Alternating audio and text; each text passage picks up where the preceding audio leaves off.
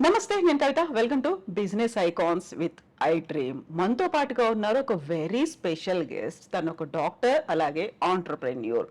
వేలాది మందికి ఆపత్కాలంలో, ఆపద సమయంలో సర్జరీలు చేసి ప్రాణదానం చేయడమే కాదు, హాస్పిటల్స్ ఏర్పాటు చేసి జీవనోపాధి కూడా కల్పిస్తున్నారు.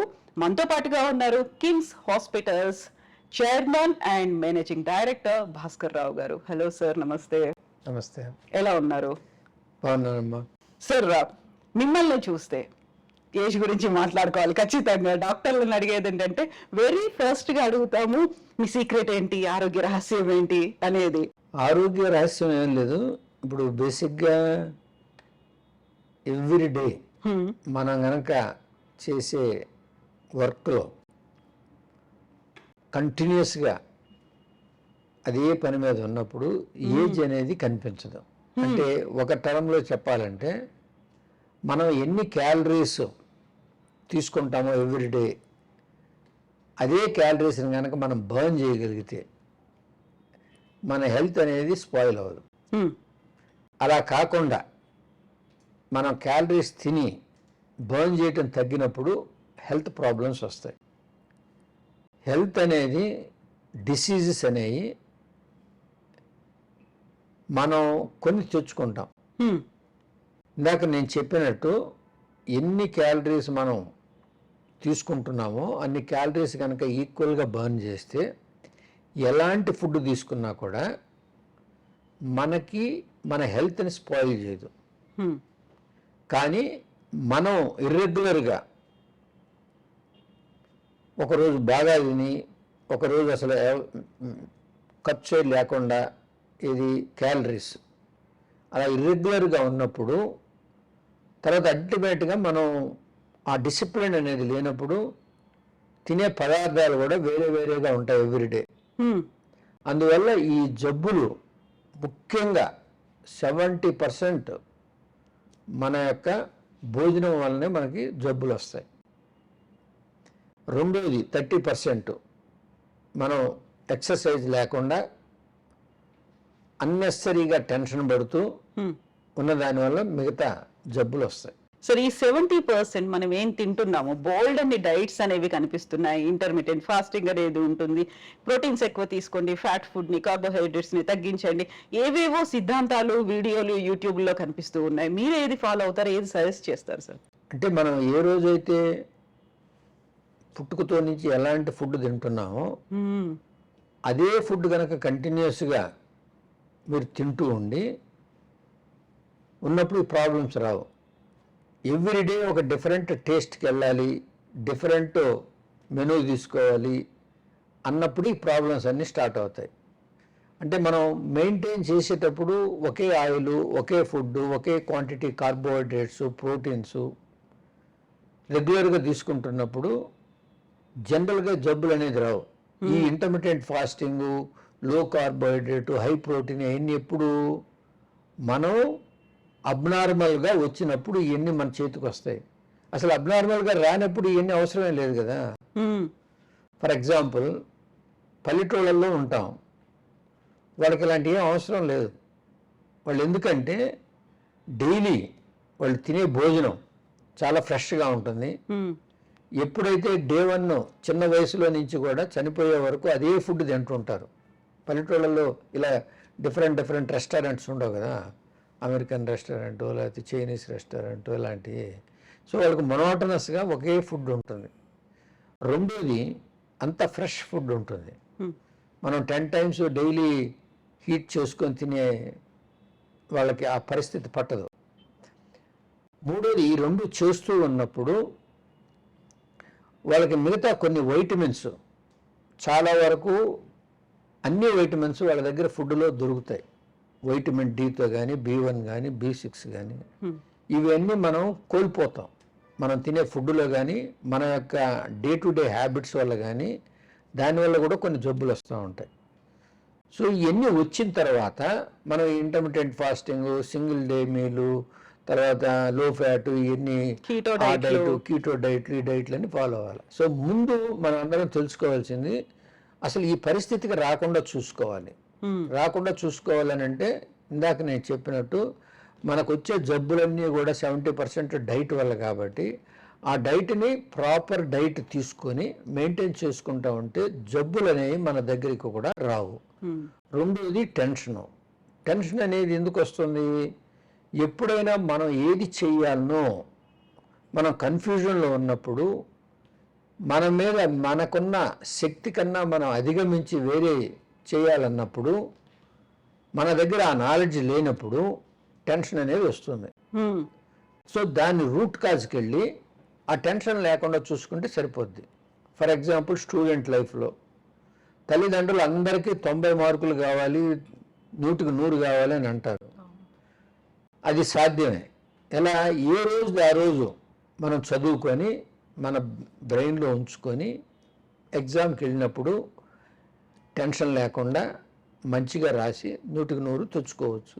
కానీ ఇప్పుడు ఏం చేస్తాం? 365 డేస్లో 300 డేస్ చదవకుండా ఒక 50 డేస్ చదివి ఆ ప్రతి చదివే రోజు అరే నా పోర్షన్ ఇంకా కాలేదు, నేను ఇంకా టెన్షన్ పడుతూ నాకు మార్కులు రాలేదని బాధపడేదానికన్నా అప్పుడు ఆ టెన్షన్ అనేది నిద్రపోకుండా టీలు తాగుతూ ట్యాబ్లెట్స్ వేసుకుంటూ ఇవన్నీ చేసిన దానివల్ల టెన్షన్ పెరిగి హెల్త్ స్పాయిల్ అయిపోద్ది. ఆ టెన్షన్ని మనం ఆ డిసిప్లిన్ అనేది డే 1 నుంచి ఉన్నదనుకో, ఆ డిసిప్లిన్ ఉన్న వాళ్ళంతా ఆలాజాలంగా వెళ్ళి ఎగ్జామ్ రాసి ఇచ్చి మంచి మార్కులతో పాస్ అవుతారు. 100కు 90 వచ్చినా కూడా హ్యాపీగా ఉంటారు. లైఫ్ అంతా హ్యాపీగా ఉంటుంది. అదేవిధంగా మనకి ఎంత డబ్బు సంపాదించుకుంటున్నామో అంతే దాంట్లో మనం సంతృప్తి పడితే మనకి టెన్షన్ ఉండదు. టెన్షన్ ఎక్కడి నుంచి వస్తాయి? రెండిట్లో వస్తాయి. Comparisons, expectations. ఈ రెండిటి వల్లనే మన టెన్షన్లు వస్తాయి. Comparisons for betterment, expectations to the capacity of the person. ఈ రెండు ఆలోచిస్తే టెన్షన్ రాదు. కంపారిజన్స్ అంటే వాళ్ళకి 100 మార్కులు వచ్చాయి, నాకు 90 వచ్చాయి, నాకు 80 వచ్చాయనంటే అతనికి శక్తి అది, నా శక్తి ఇది. దాంతో హ్యాపీగా ఉండాలి. ఈ 80 నుంచి నేను 100కి ఎలా బెటర్మెంట్ అవ్వాలనే దానికి ఆలోచించి ఏ విధంగా చేస్తే నేను 100 అవుతాను అని అనుకుంటే అప్పుడు పెరుగుతా, అప్పుడు టెన్షన్ ఉండదు. సరే, ఇప్పుడు మా అబ్బాయి ఎంతసేపటికి డాక్టర్ అవ్వాలా, లాయర్ కావాలా, కలెక్టర్ కావాలని అంటే అలా ఎక్స్పెక్టేషన్స్ ఉండటం కరెక్టే. కానీ నా కెపాసిటీ ఎంతో తెలియకుండా నువ్వు ఎక్స్పెక్ట్ చేస్తూ ఉంటే నా మీద ప్రెషర్ పడుద్ది, నీ మీద టెన్షన్ పడుద్ది, నా మీద ప్రెషర్ పడుద్ది. సో ఈ రెండు కనుక అలవాటు చేసుకుంటే టెన్షన్ ఉండదు. ఫుడ్ హ్యాపీగా ఉన్నావు అనుకో, డిసిప్లిన్గా ఉన్నావు అనుకో, జబ్బులు అనేవి నీ జోలికి రావు. ఇప్పుడు మీరు ఒక మాట చెప్పారు, ఆయిల్ ఒకే రకమైనటువంటి ఆయిల్ వాడుకుంటూ ఉంటూ అనేది. ఈ మధ్య కాలంలో డాక్టర్లు చెప్తున్నారు ఎవ్రీ మంత్ ఆ ఆయిల్స్ని చేంజ్ చేయండి. ఒకసారి కోల్డ్ ప్రెస్ ఆయిల్ అంటారు, లేకుంటే ఇంకో ఆయిల్, ప్రతి నెల ఆయిల్ మార్చండి అనే దాంతో పాటుగా వీగన్ డైట్ అనేది, చాలా వరకు మిల్క్ బేస్డ్ ప్రోడక్ట్స్ వాడకుండా ఉండండి అనే కాన్సెప్ట్ కూడా వస్తుంది. ఇది ఎలా చూస్తారు మీరు? ఇప్పుడు ఇవన్నీ చెప్పేది ఎప్పుడంటే జబ్బులు వచ్చిన తర్వాత మనం హెల్త్ని స్పాయిల్ చేసుకుని డాక్టర్ దగ్గరికి వచ్చినప్పుడు ఈయన చెప్తున్నారు. నేను చెప్పేది ఏంటి? అసలు రాకుండా ఉండేదానికి మార్గాలు చెప్పా. సో ఇంకా వచ్చిన తర్వాత ఇంకా మారుస్తూ ఉండాల్సిందే ఆయిల్స్. అప్పుడు డాక్టర్ అడ్వైస్ కంపల్సరీ.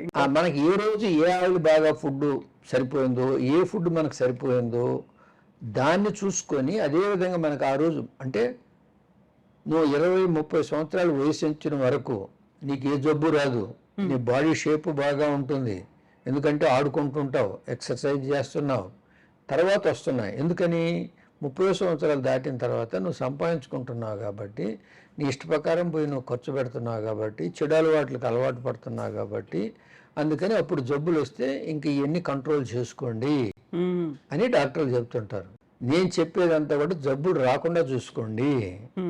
జబ్బులు అనేది మనం కొని తెచ్చుకుంటున్నాము, ఆ కొనుక్కోకుండా హ్యాపీగా ఉండండి అని చెప్తున్నా, అంతే. డాక్టర్, మీరు ఇప్పుడు ఒక ప్రెషర్ అని అన్నారు. ప్రెషర్ అనగానే అది డిఫరెంట్ ఫార్మ్స్ లో హ్యూమన్ లైఫ్ మీద, హెల్త్ మీద ఎఫెక్ట్ చూపిస్తుంది. అందులో ప్రధానంగా కనిపిస్తోంది హార్ట్కి సంబంధించి. హార్ట్ అటాక్స్ అనేవి ఈ మధ్యకాలంలో పెరిగాయి. దానికి కరోనా ఒక కారణం అంటున్నప్పటికీ కూడా మీ అబ్జర్వేషన్లో, మీ ఎక్స్పీరియన్స్లో ఈ మధ్య కాలంలో పెరిగాయా? ఎలా ఉందంటారు? ఇప్పుడు బేసిక్గా హార్ట్ అటాక్లు అనేది ఈ స్ట్రోక్స్ అని అంటాం. ఇదంతా కూడా రక్తనాళాలకు సంబంధించిన జబ్బు. గుండెకి కానీ బ్రెయిన్కి కానీ ఇంకా ఏ రక్తనాళాలకు కానీ కాళ్ళకు కానీ సంబంధించింది కాదు.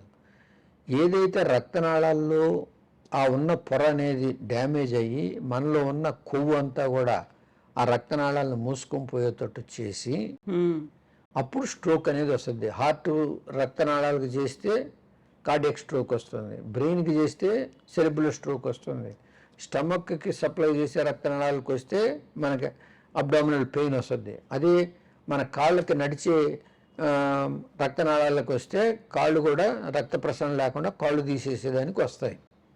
సో అది ఆ స్ట్రోక్ అన్నమాట. తర్వాత ఇప్పుడు ఇందాక నేను చెప్పినట్టు ఒకటి డైట్ వల్ల ఈ కొలెస్ట్రాల్ పెరుగుతుంటుంది, రెండోది టెన్షన్ అనేది ఉంది. ఆ టెన్షన్ వల్ల బ్లడ్ ప్రెషర్ పెరిగి తర్వాత డయాబెటీస్ వచ్చేసి వీటన్నిటికి కూడా ఈ కొలెస్ట్రాల్ డిపాజిట్ అయ్యేదానికి ఆస్కారం ఉంటుంది. సో ఈ మధ్య కాలంలో కరోనా వచ్చిన తర్వాత పెరిగింది అంటున్నారు, అది వ్యాక్సినేషన్ వల్ల అయ్యి ఉండొచ్చు అనేది. కరోనా వచ్చిన తర్వాత పెరిగింది అనేది కొంతవరకు నిజమే.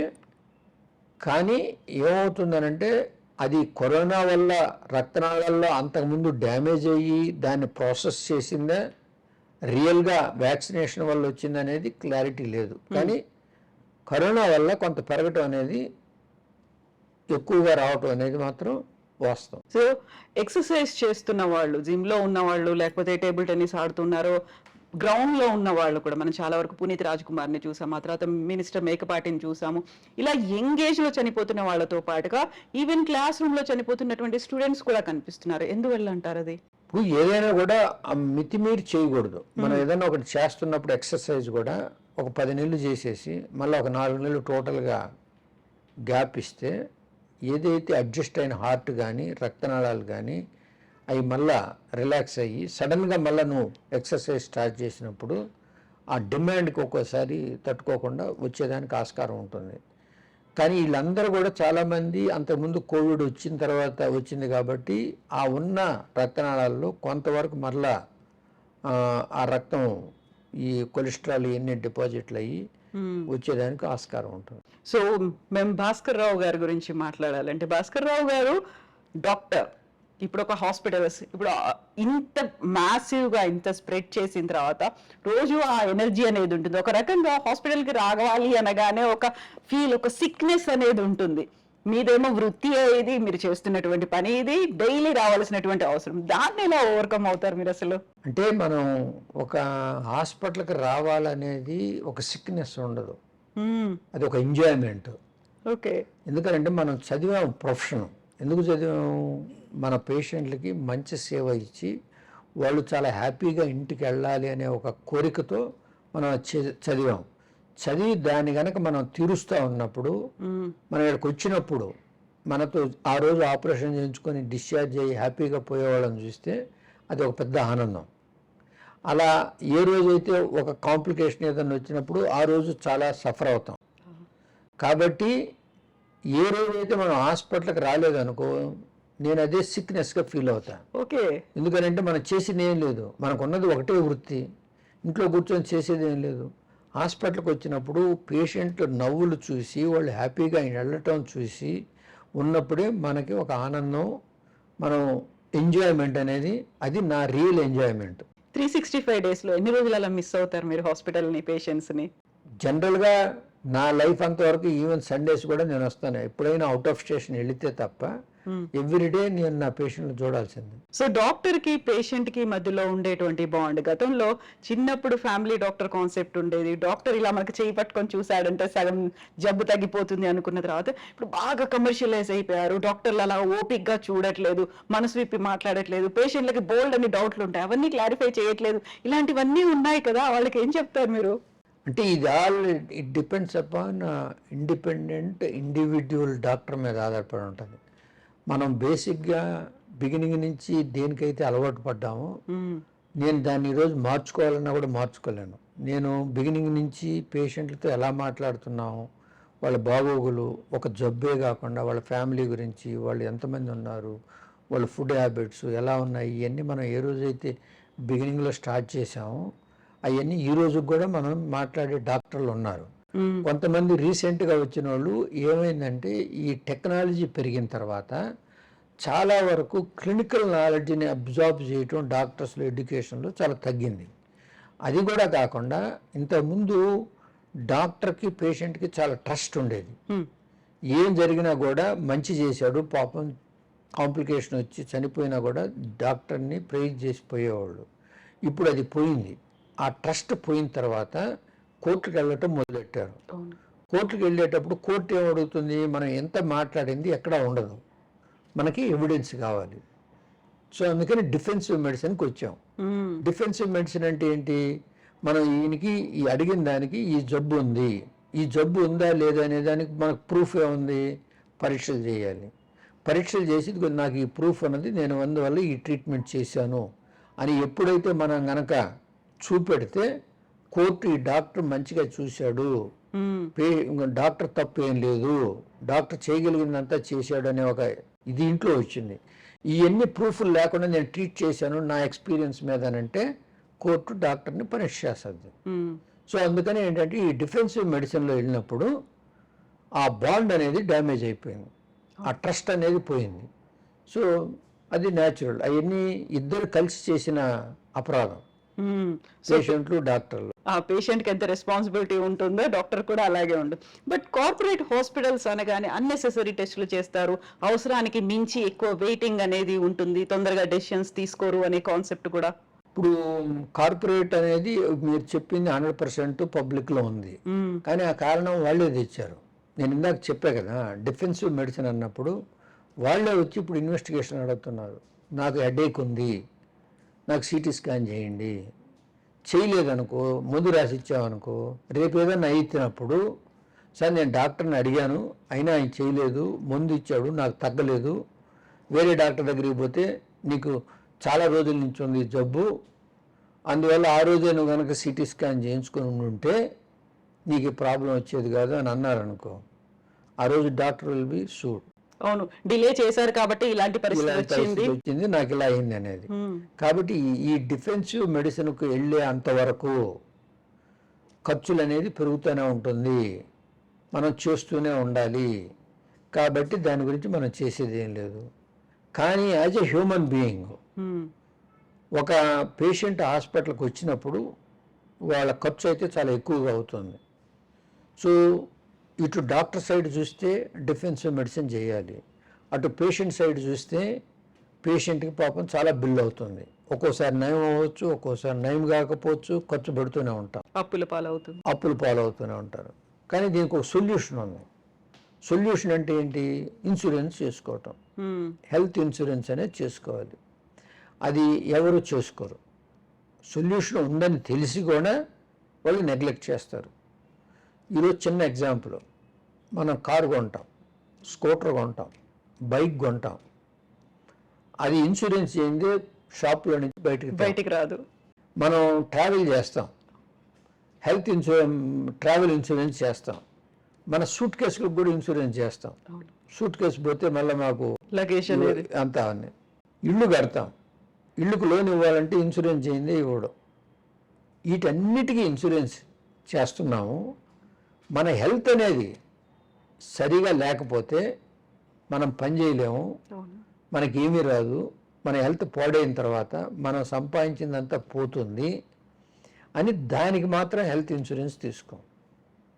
ఏ రోజైతే హెల్త్ ఇన్సూరెన్స్ తీసుకుంటే, ఈరోజు ఏదైతే మనం అనుకుంటున్నామో కార్పొరేట్ హాస్పిటల్స్కి పోతే ఖర్చు ఎక్కువ అవుతుంది, లూట్ చేస్తున్నారు అనేది వాళ్ళకి చాలా తక్కువ ఖర్చుతో అయిపోతుంది. ఈరోజు నువ్వు సంవత్సరం ఒక 10,000 నీది కాదు అనుకుని హెల్త్ ఇన్సూరెన్స్కి పెట్టుకుంటే రేపు 10 లక్షలైనా ఆ ఇన్సూరెన్స్ నీకు పే చేస్తుంది. ఇక్కడ జనాలందరూ హెల్త్ అనేది ఫ్రీగా చేయాలి అనే ఒక కాన్సెప్ట్. పోనీ గవర్నమెంట్ ఆ విధంగా ఫ్రీగా చేస్తుందంటే గవర్నమెంట్ హాస్పిటల్స్కి పోతామంటే అక్కడికి వెళ్ళరు, ప్రైవేట్ హాస్పిటల్సే కావాలా, 5 స్టార్ కావాలి, డబ్బులు కట్టకూడదు. ఇది ప్రాబ్లం.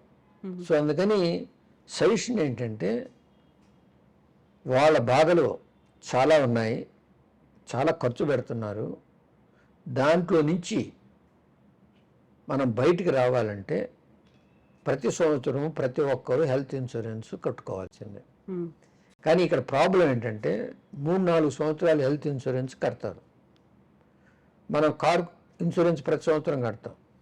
యాక్సిడెంట్ రాకపోతే మనకు డబ్బులు రాదు, ఖర్చు ఉండదు, అయినా బాధపడం.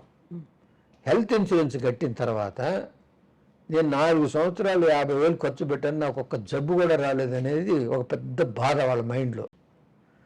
ఏమి 4 సంవత్సరాలు జబ్బు రాలేదు కదా, ఎందుకు లేని హెల్త్ ఇన్సూరెన్స్ మానేస్తారు. నెక్స్ట్ ఇయర్ జబ్బు వస్తుంది, ఆ రోజు 10 లక్షలు అయిపోద్ది. ఉమ్, సో అందుకని ఇది జబ్బు వస్తుందా లేదనేది కాదు, ప్రొటెక్షన్ కొరకు మనం వచ్చిన ప్రతి ఇన్కమ్ ప్రతి నెల ఒక బడ్జెట్ రూపంలో హెల్త్ ఇన్సూరెన్స్కి ముందు పెట్టాలి, లైఫ్ ఇన్సూరెన్స్కి ముందు పెట్టాలి. తర్వాత వచ్చిన డబ్బులన్నీ మనం ఏ రోజైతే ఖర్చు పెడతామో, మనకి ఏదైనా అయినప్పుడు మన ఫ్యామిలీ రోడ్డును పడకుండా లైఫ్ ఇన్సూరెన్స్ కాపాడుతుంది. మనకి ఏదైనా జబ్బు వచ్చినప్పుడు మనం రోడ్డును పడకుండా హెల్త్ ఇన్సూరెన్స్ అనేది కాపాడుతుంది. ఉమ్, ఈ రెండు అనేది ప్రతి మనిషి ఇండియాలో ఏ రోజు చేసుకుంటారో ఆ రోజు ఈ బాధలన్నీ చాలా వరకు తగ్గుతాయి. ఉమ్, దీన్ని ఇంకో రకంగా కూడా చూసుకోవచ్చు. హెల్త్ ఇన్సూరెన్స్ అనేది ఒక బిజినెస్ మనీ మేకింగ్ ఏరియా. ఉమ్, ఏ విధంగా అంటే ఈరోజు నువ్వు 10,000 కట్టావు, 10 సంవత్సరాలు కట్టావు, ₹1,00,000. రేపు 10 లక్షలు బిల్లు అయిందనుకో, వాళ్ళు కడతారు. అంటే నీకు ఎంత ఆదాయం వచ్చింది? నువ్వు 1,00,000 ఇన్వెస్ట్మెంట్ చేస్తే 9 లక్షలు బెనిఫిట్ వచ్చింది. అదే నువ్వు ఆ 1,00,000 ఇన్వెస్ట్ చేయలేదనుకో, 10 లక్షలు అప్పు అవుతుంది కదా. 10 లక్షలు నువ్వు సంపాదించిందంతా ఆ రోజు పోగొట్టుకుంటున్నావు. ఉమ్, ఇది ఒక లాజిక్ చాలా వరకు మనం చూసుకోవాలి. సో నేను మీ ద్వారా ప్రజలకు చెప్పేది ఏంటంటే, హెల్త్ ఇన్సూరెన్స్ కట్టుకోండి, ఉమ్, లైఫ్ ఇన్సూరెన్స్ కట్టుకోండి. ఈ రెండు అయిపోయిన తర్వాత ఎంత డబ్బు మీ దగ్గర ఉంటే అంత ఆ నెలలో ఖర్చు పెట్టుకోండి. ఆ రోజు మీ ఫ్యామిలీ అంతా కూడా చాలా సుఖంగా ఉంటుంది. ఉమ్, అప్పుడు ఎవరి మీద మీరు నిందలేయరు. లైఫ్ ఇన్సూరెన్స్ కట్టకపోతే గవర్నమెంట్ మీద నిందలేస్తారు, మాకు సంపాదించే మనిషి పోయాడు, మాకు ఏ జాబ్ లేకుండా పోయింది, అది ఇది అని. హెల్త్ ఇన్సూరెన్స్ కట్టుకోకపోతే హాస్పిటల్ వాళ్ళు లూటీ చేశారని వాళ్ళ మీద వేస్తారు. దోచుకుంటున్నారు. అది మ్మ్. అయితే ఇప్పుడు మనం ఇన్సూరెన్స్ల గురించి మాట్లాడుకున్నప్పుడు డాక్టర్, ఆరోగ్యశ్రీ గురించి కూడా మాట్లాడుకోవాలి. ఆరోగ్యశ్రీ అనేటువంటి కాన్సెప్ట్ అనేది మిమ్మల్ని పిలిపించి మీతో మాట్లాడి మీ సలహాలు సూచనలు తీసుకున్నారు డాక్టర్ వైఎస్ రాజశేఖర్ రెడ్డి అనేది. ఎలా వచ్చింది ఆ థాట్ అసలు? ఆరోగ్యశ్రీ అనేది ఆ రోజు ఇదే విధంగా ఆయన దగ్గరికి రోజు ఉదయాన 8 గంటలకు చాలామంది వచ్చి, మాకు ఈ హెల్త్ ప్రాబ్లమ్స్ ఉన్నాయి, మా దగ్గర డబ్బులు లేవు, మ్మ్. ఏంటి మేము గవర్నమెంట్ హాస్పిటల్స్లో ఫెసిలిటీస్ లేవు అని అంటే ఏం చేయాలని అన్నప్పుడు నేను ఆ రోజు వేసిన క్వశ్చన్ ఏంటంటే, బిలో పావర్టీ లైన్ మన సొసైటీలో మన స్టేట్లో ఎంతమంది ఉన్నారు అని అంటే, ఆ రోజు స్టాటిస్టిక్స్ తీసి మ్యాక్సిమం 20% ఉంటారు, మ్మ్. ఉన్న పాపులేషన్లో 20% బిలో పావర్టీ లైన్ ఉంటారు. వాళ్ళని మనం కొన్ని జబ్బులకి ప్రొటెక్ట్ చేయాలి, ముఖ్యంగా brain surgeries, heart surgeries, kidney transplants, kidney diseases, వీటన్నిటికీ మనం చేయాలి. అవన్నీ హై ఎక్స్పెన్సివ్. High expensive. వాళ్ళని మనం ప్రొటెక్ట్ చేస్తే మిగతా అన్ని గవర్నమెంట్ హాస్పిటల్స్లో ఈరోజు జరుగుతున్నాయని అంటే సరే చాలా ఈజీగా చేయొచ్చు మనం. ఎందుకంటే ప్రతి ప్రైవేట్ హాస్పిటల్లో any given day 20% of the beds ఖాళీగానే ఉంటాయి.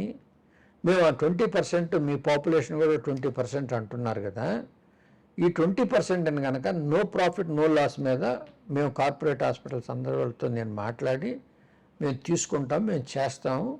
దానికి ఒక చిన్న ఫిక్స్డ్ టారిఫ్ పెట్టండి. ఎందుకంటే consumables no profit no loss అంటే మాకు ఎంత ఖర్చు అవుతాయో ఆ పేషెంట్కి పెట్టాల్సినవి అది మీరు కనుక ఇస్తే మిగతా 80% దాంట్లో వచ్చిన దాంట్లో మా హాస్పిటల్స్ సస్టైన్ అవుతాయి అన్నప్పుడు అదేం పెద్ద ప్రాబ్లం లేదని క్రియేట్ చేసాం. అది క్రియేట్ చేసిన తర్వాత ఈరోజు 95% బిలో పావర్టీ లైన్లో ఉన్నారు మన స్టేట్లో. అంటే అందరూ బిలో పావర్టీ లైన్ వస్తే ఇంకా హాస్పిటల్స్ బ్రతికేది ఎలా? తర్వాత ఆ రోజు మనం ఏం చేసాం, ఈ 20%కి నో ప్రాఫిట్ నో లాస్ కింద తీసుకున్నాం. అంటే ఏంటి, ఆ రోజు ఆ పేషెంట్కి అయ్యే ఖర్చు అంటే మందులు అయితేనేమి, కన్జ్యూమబుల్స్ అయితేనేమి, డాక్టర్లకు కూడా కొంచెం బాగా తక్కువ ఇచ్చి వాళ్ళందరికీ చేసాం. ఈ పవర్ బిల్ కానీ నర్సెస్ ఛార్జెస్ కానీ ఏమీ లేకుండా ఆ రేట్లో చేసాం. ఇక్కడ ఏమైంది, ఆ సంవత్సరం నుంచి ప్రతి సంవత్సరం మేము ఇది ఎంత అవుద్దో సిపిఐ చూసుకొని పెంచుతా పోతామని అన్నారు. 10 ఏళ్ల వరకు పెంచలా.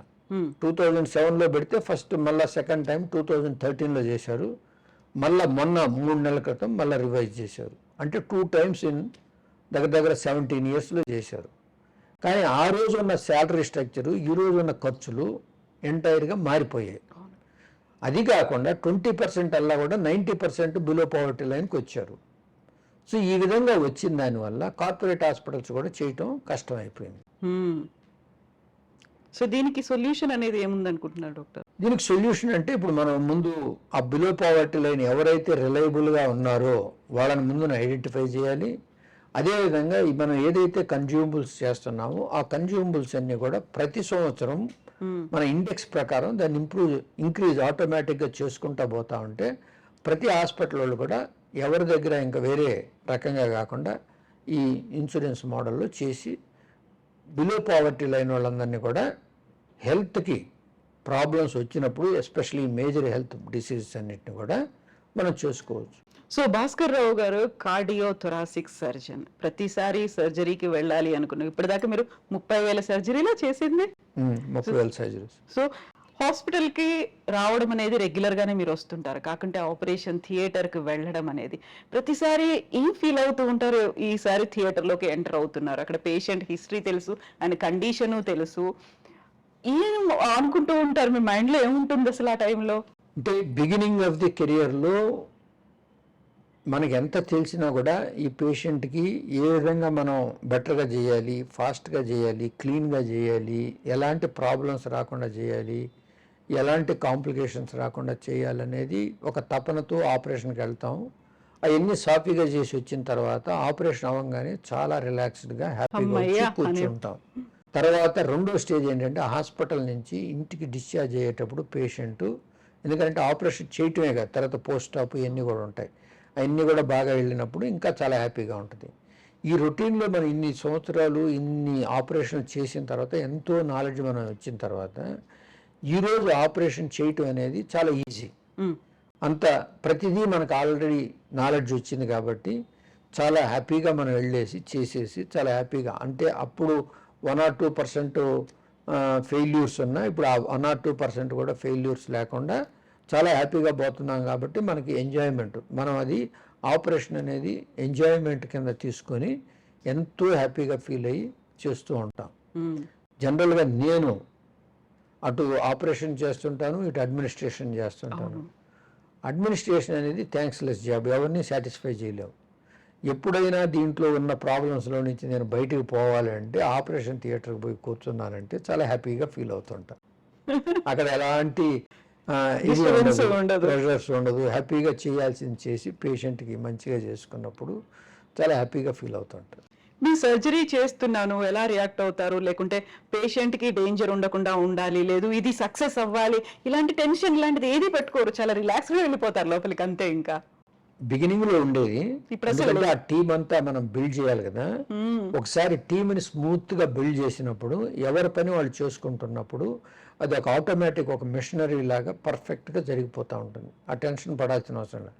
ప్రతి ఒక్కరిని వాళ్ళ జాబ్కి పర్ఫెక్ట్గా ఏ రోజైతే మనం ట్రైన్ చేసామో ఆ రోజు మనం చాలా హ్యాపీగా ఎంజాయ్ చేయగలం.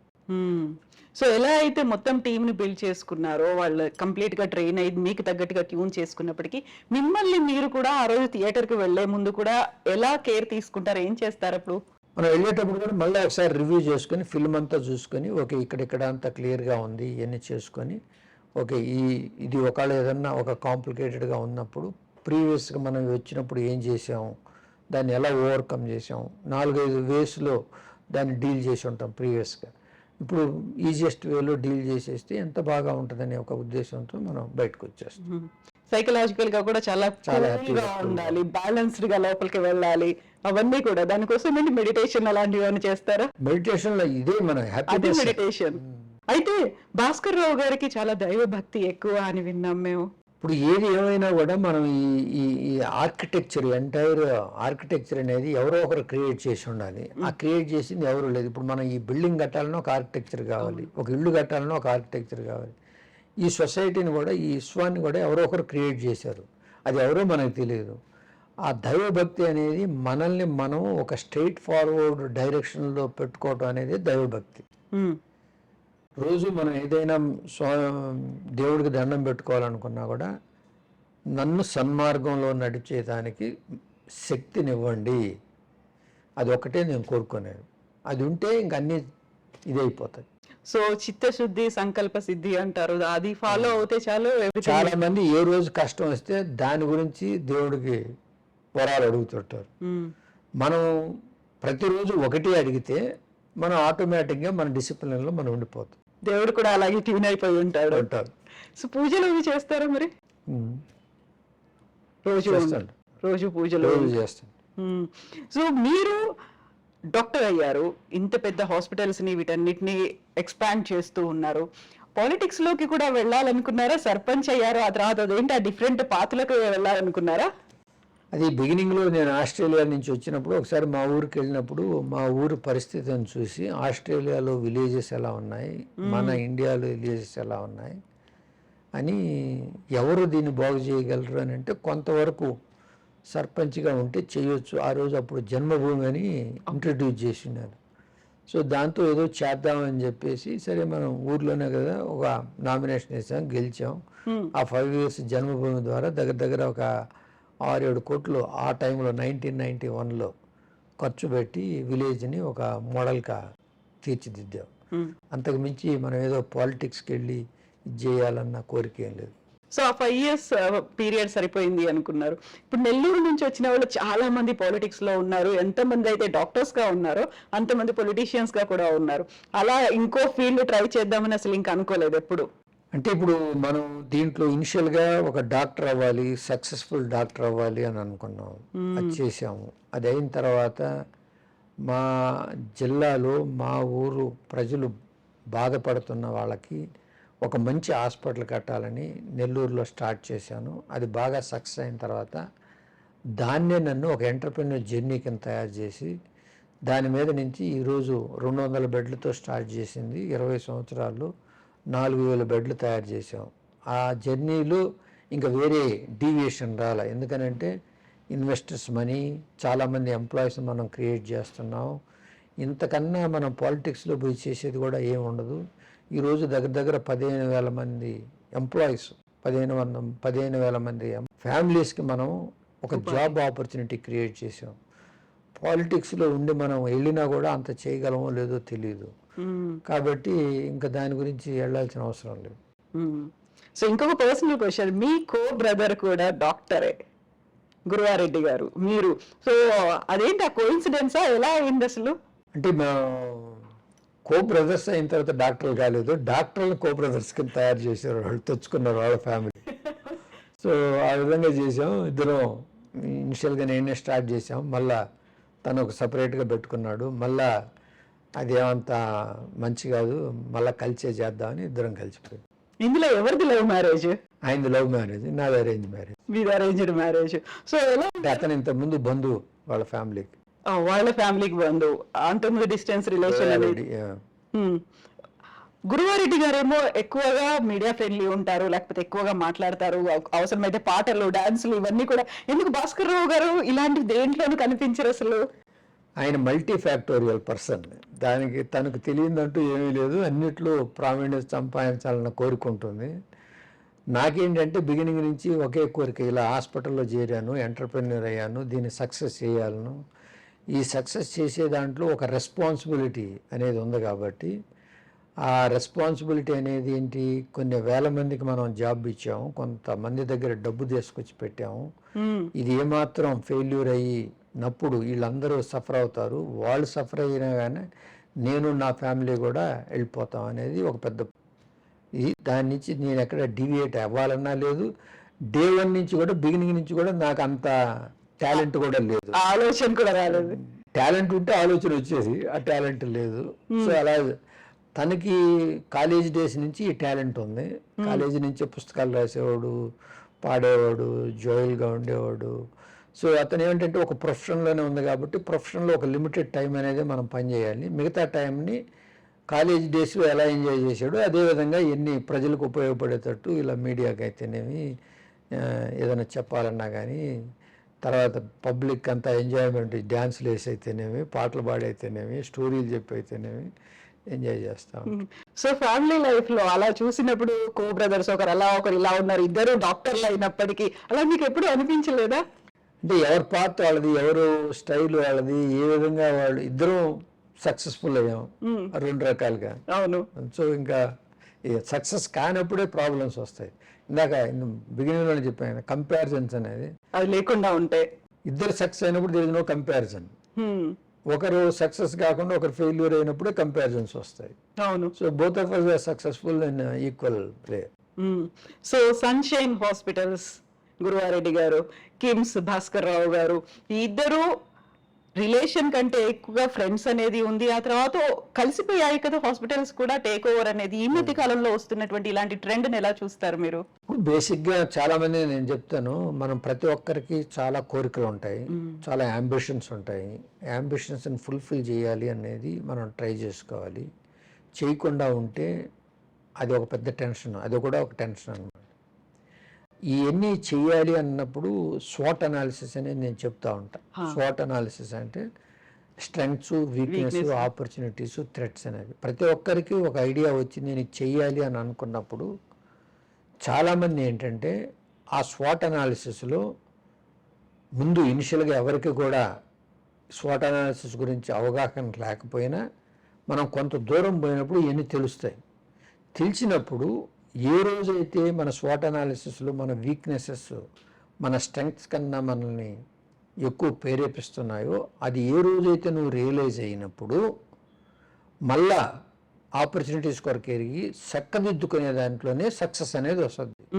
చాలామంది మొండిగా నేను చేస్తాను, ఇంకా చేస్తాను, ఇంకో చేస్తానని ఆ వీక్నెసెస్ మీదనే వెళ్ళి ఈ వీక్నెసెస్ నేను కరెక్ట్ చేసుకుంటానని తనకు మించి ఆలోచిస్తూ పోతూ ఉన్నప్పుడు దెబ్బతినిపోతారు.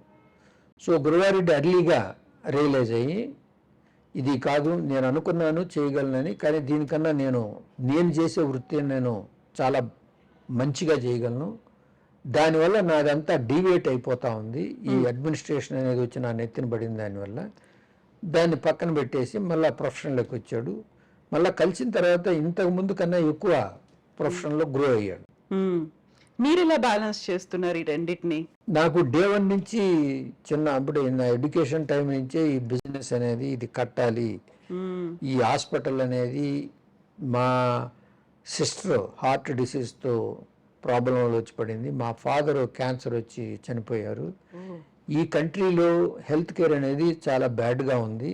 అదే నేను ఆస్ట్రేలియా వెళ్ళినప్పుడు, అమెరికా వెళ్ళి చూసినప్పుడు హెల్త్ కేర్ అనేది చాలా గ్రేట్గా ఉంది, దాన్ని ఏ విధంగా మనం తీసుకొని రావాలి అనే ఒక తపన డే 1 నుంచి నా మెడిసిన్ చేసే టైం నుంచి ఉన్నదన్నమాట. సో నా ఫోకస్ అంతా అలాగే దీన్ని బిల్డ్ చేయాలి, ఇది ఆశించాలి. ఆ చేస్తున్నప్పుడు ఆ స్వాట్ అనాలిసిస్ అనేది ఎప్పుడైతే నా మిస్టేక్లు ఉన్నాయి దాన్ని ఏ విధంగా నేను ఓవర్కమ్ చేసుకోవాలి అనేది చేసుకుంటూ వచ్చి ఒకదాని మీద ఒక స్టెప్, ముఖ్యంగా నా ఫెయిల్యూర్స్ అన్నింటినీ ఏ విధంగా నేను స్ట్రెంగ్త్ కింద కన్వర్ట్ చేసుకోవాలంటూ వచ్చినప్పుడు అది ఒక స్ట్రెంగ్త్ లాగా మిగిలిపోయింది. ఏమున్నాయి ఫెయిల్యూర్స్ అంటే? ప్రతిగా డబ్బు లేనప్పుడు డబ్బుని ఎలా మనం కూర్చుకోవాలి, బ్యాంకుల ద్వారా కానీ, ఫ్రెండ్స్ దగ్గర కానీ, ఇంకోటి కానీ, ఏదైనా ఒక ఆపరేషన్ ఫెయిల్ అయినప్పుడు దాంట్లో ఎందుకు ఫెయిల్ అయింది, దీన్ని ఏ విధంగా చేసి ఉంటే బాగుండేది, దాన్ని ఇంకో విధంగా రిపీట్ కాకుండా ఏ విధంగా చేయాలి. ఒకప్పుడు నాకు తెలియంది ఏదైనా ఉంటే వేరే దేశాలకు వెళ్ళి తెలుసుకొని వర్క్షాపులు చేసి తెచ్చుకున్న తర్వాతనే నేను ఆపరేషన్ చేయటం మొదలెట్టడం, బాగా ఎక్స్పీరియన్స్ తెచ్చుకొని చేయటం. ఇలా ప్రతి దాంట్లో, ప్రతి డే ఇన్ డే అవుట్లో కూడా మనకున్న ఫెయిల్యూర్స్ అయితేనేమి, అది ఫెయిల్యూర్స్ అని అవ్వచ్చు, మన వీక్నెస్లు అని అవ్వచ్చు, దాన్ని మనం ఏ విధంగా పట్టుదలతో మళ్ళీ దాన్ని రెక్టిఫై చేసుకొని ముందుకు వెళ్ళాలనే ఒక తపనతో ముందుకు కంటిన్యూ చేస్తున్నాం. ఈవెన్ టుడే అది ఒక రొటీను ఇదన్నమాట. సో ఇప్పుడు కిమ్స్ హాస్పిటల్ని ఎంత ఎక్స్పాండ్ చేస్తున్నారో, సేమ్ టైం మీరు ఒక చారిటబుల్ ట్రస్ట్ కూడా పెట్టారు, దాని ద్వారా కూడా సేవలు చేస్తున్నారు. ఈ రెండింటిని ఎలా బ్యాలెన్స్ చేస్తున్నారు? వీటిలో బ్యాలెన్స్ చేసేది ఏం లేదు. మనం బేసిక్గా చాలా కష్టం పడి తల్లిదండ్రుల కష్టంతో చదువుకొని డబ్బు లేనప్పుడు వచ్చాము. అలాగే ఈరోజు ఒక లెవెల్కి వచ్చాము. మనం అనుకున్న దానికన్నా ఊహించని దానికన్నా కూడా బాగా పెరిగాము. పెరిగిన తర్వాత దీంట్లో ఇదంతా కూడా నా సొంతం ఏం కాదు, ప్రజల దగ్గర నుంచి వచ్చింది. ప్రజలకి ఏ విధంగా మనం బెనిఫిట్ చేయాలి, అంతా కాకపోయినా కొంతైనా కూడా వాళ్ళకి మళ్ళీ give it back to the society అనేది ఏ రోజైతే మనం వాళ్ళకి చెయ్యాలి అని అన్నప్పుడు, అదేవిధంగా నేనున్న ప్రొఫెషన్లోనే నేను చాలామంది ఈ ఈ విధంగా పెరిగానని అంటే అదంతా పేషెంట్ల ద్వారానే పెరిగాను. చాలామంది బాధపడి పే చేసి ఉంటారు, చాలామంది ఇంకో రకంగా పే చేసి ఉంటారు. ఇప్పుడు అవన్నీ తెలిసిన తర్వాత మనకు కొంత వచ్చినప్పుడు ఏదైతే ఒక ట్రస్ట్ పెట్టి ఇంకా ఈరోజు కూడా చాలామంది ఎఫోర్డబిలిటీ లేని వాళ్ళందరూ వచ్చినప్పుడు వాళ్ళని ఏ విధంగా మనం ట్రీట్మెంట్ అనేది ఈ కార్పొరేట్ హాస్పిటల్కి వచ్చినా కూడా ఎఫోర్డబుల్ చేయలేని వాళ్ళని ఏ విధంగా మనం చేసి ఇంటికి పంపాలం అనే దాంతో ఆలోచించినప్పుడు ఒక ట్రస్ట్ పెట్టి ఆ ట్రస్ట్లో నుంచి మనం కొంత కంట్రిబ్యూట్ చేస్తే మిగతా కొంతమంది దగ్గర మనం గనక తెచ్చుకొని చేస్తే చాలామందికి ఉపయోగపడుద్ది అనేది ఒకటి చేశాను. సో ఆ విధంగా పేషెంట్లకు అనేది ఒకటి చూశాను. రెండోది బేసిక్గా ఏంటంటే మన వాళ్ళు చాలామంది అంటూ ఉంటారు, ఏంటి ఇండియా ఎప్పుడూ డెవలపింగ్ కంట్రీ అని.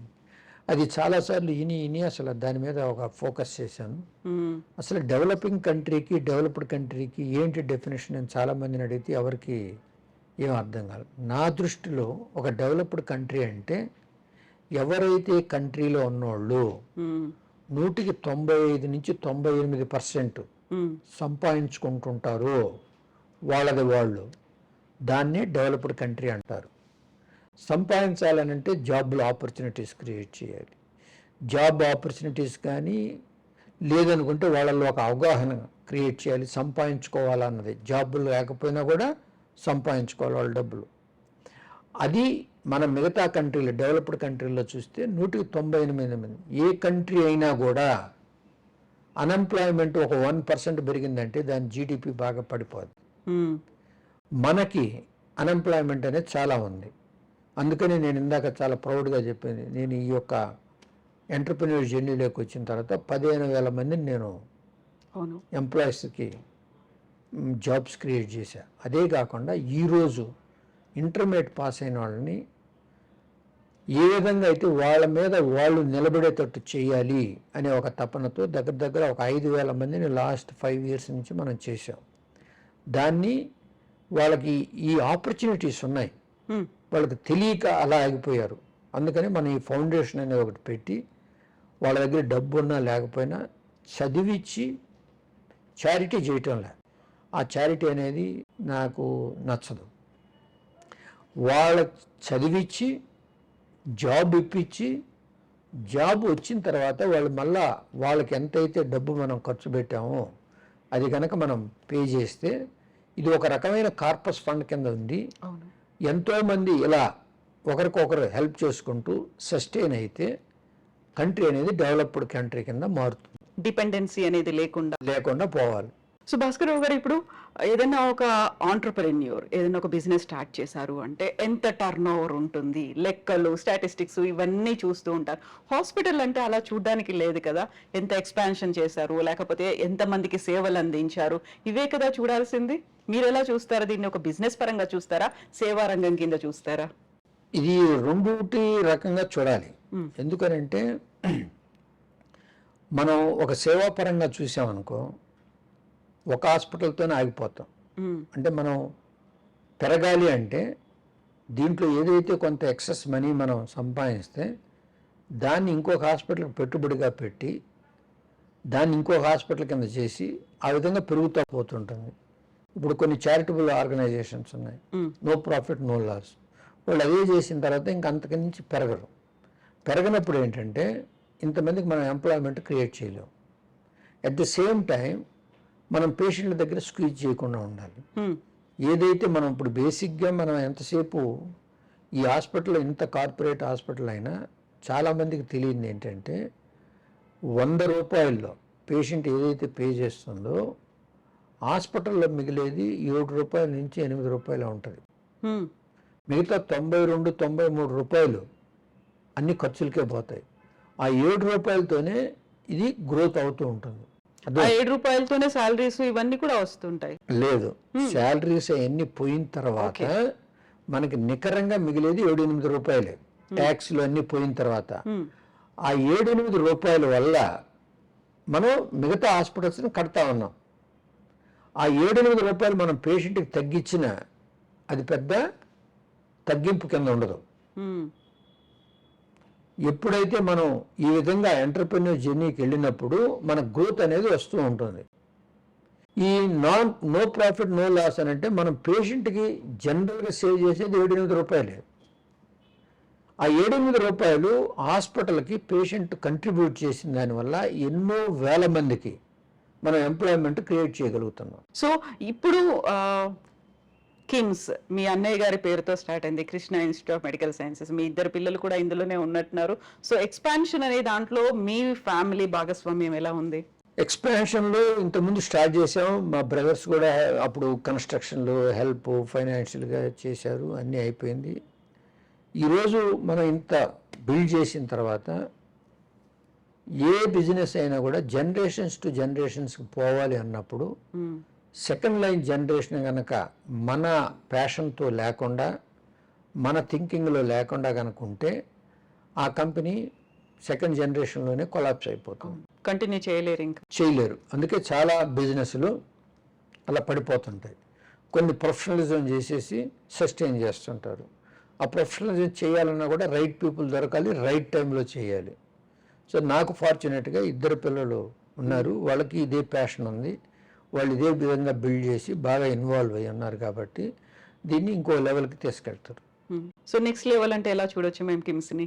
నెక్స్ట్ లెవెల్ అంటే మనం 200 బెడ్తో స్టార్ట్ చేసాము. ఈ హెల్త్ కేర్లో ఫస్ట్ 4-5లో ఉండటం అనేది నెక్స్ట్ లెవెల్ ఇండియాలో. ఓకే.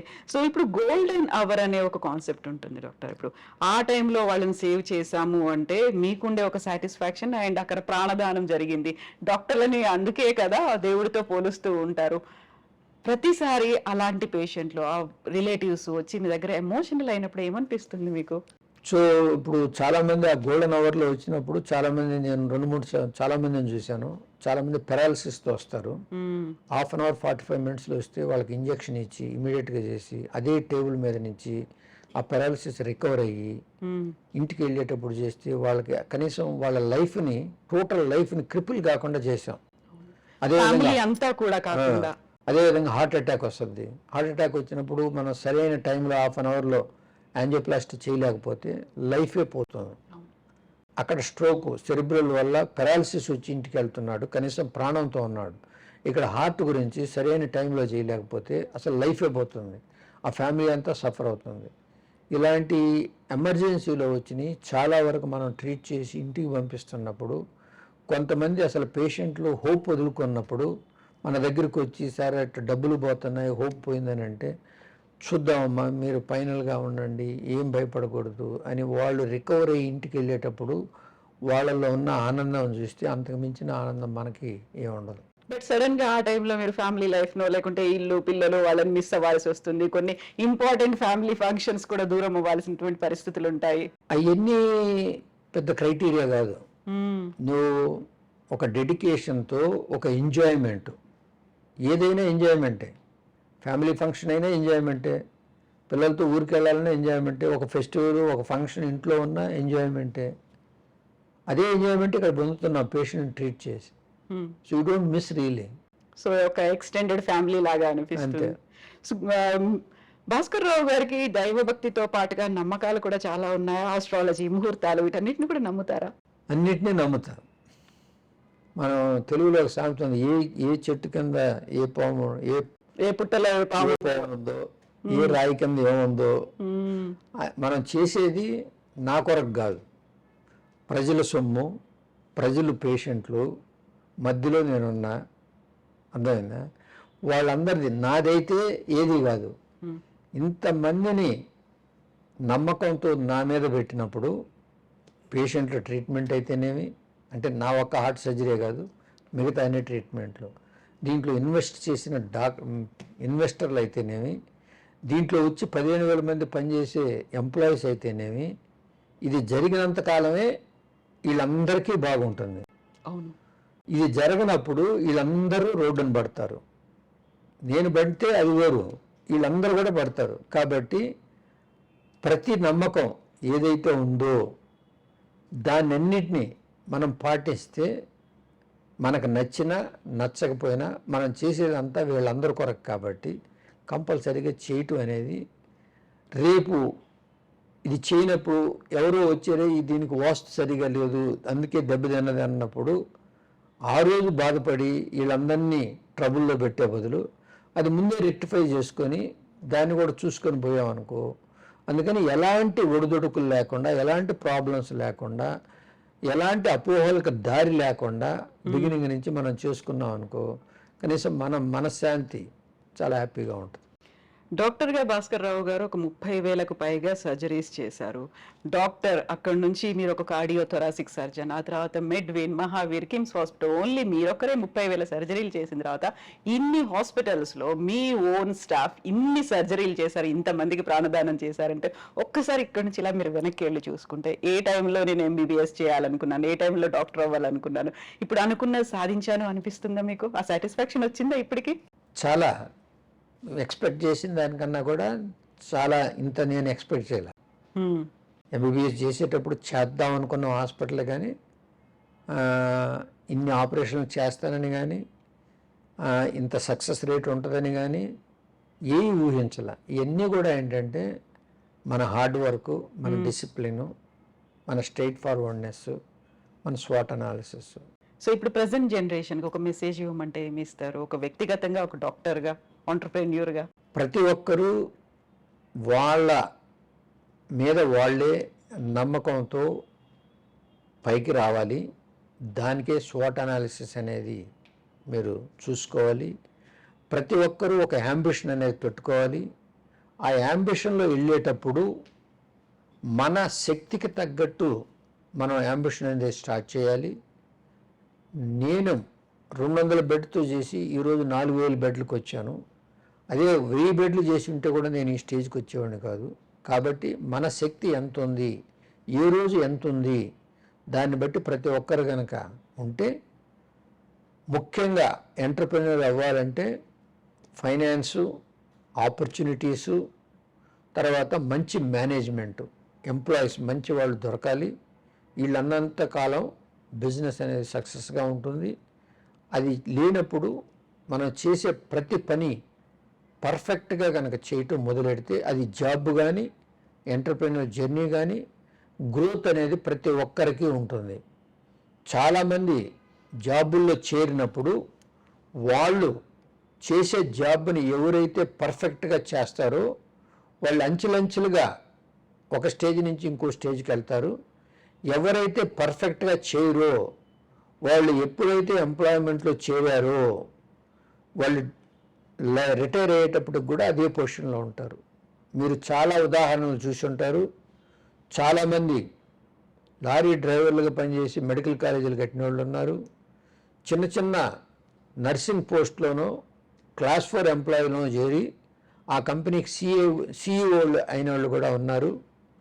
అలా ఎన్నిటికీ కారణం ఏంటంటే చేసే ప్రతి పనిని మనస్ఫూర్తిగా చేయాలి.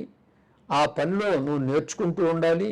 ఇంకా ఫర్దర్గా ఏం నేర్చుకోవాలి, ఎవరికి మనం ఎక్స్ప్లెయిన్ చేయాలి, వాళ్ళందరికీ ట్రైన్ చేయాలి, టీచ్ చేయాలి. ఆ ట్రైనింగ్ టీచింగ్ చేసినప్పుడే నువ్వు పెరుగుతూ ఉంటావు. దాంట్లో నుంచే నీకు ఒక రకమైన అనుభూతి, యాంబిషను కరిగి నువ్వు ఏదైతే సాధించాలనుకుంటావో అవన్నీ నువ్వు సాధించగలవు.